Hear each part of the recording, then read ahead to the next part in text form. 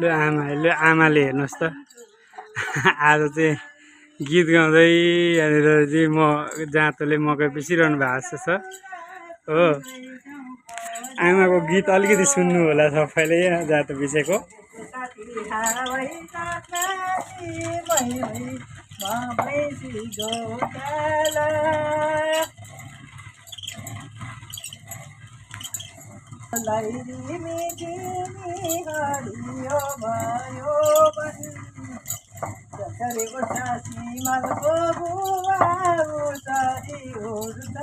आमा आमा एकछिन रोकिनु न।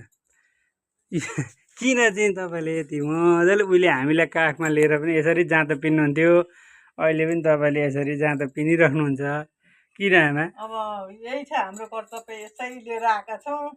सानोदेखि गरिल्याएको काम हो। त्यहाँदेखि नानीहरू भने काम गर्नै पर्ने, नानी काखमा त्यतिखेर भने हामीले काम गर्नै पर्ने, ढिकी जाँतो गर्नै पर्ने। अहिले त पर्दैन नि त नि। अहिले त धेरै पर्दैन नि, धेरै पर्दैन। छोराछोरी बढे, बाठा भए, हामीलाई सिकाए, हामीलाई सधाए। हामी त्यतिखेर लाटा थियौँ, जे भन्नु त्यही गर्थ्यौँ। अहिले त गर्दैन, दिँदैनन्, हामी जबरजस्ती नै गर्छौँ। अहिले धेरै सुख छ र पनि गरौँ लाग्छ, गर्न मन गरिल्याएको। ए फेरि अन्त अलिकति अब के गीत गाउने त, अब एकछिनै गीत गाउने पनि। अब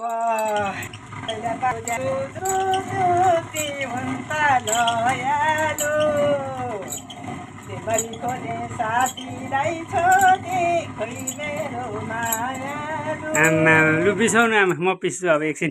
ए बाबा खोइ, बाबा के गर्नु भएको? कहिले र छ बाबा? यहाँनिर अब 16 तारिक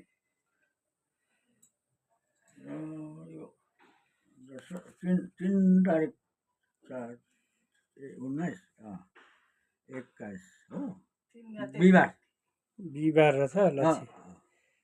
ए भाइ अझै आँखा देख्नुहुन्छ है बाबा? अलिअलि देख्छु हौ। बाबा 90 छेउछाउ पुग्नुभयो होइन? त्यसमा त लाउँदैन कि बाबा 90 छेउछाउ पुग्नुभयो, तर यहाँ चाहिँ हेर्दै बस्नुहुन्छ।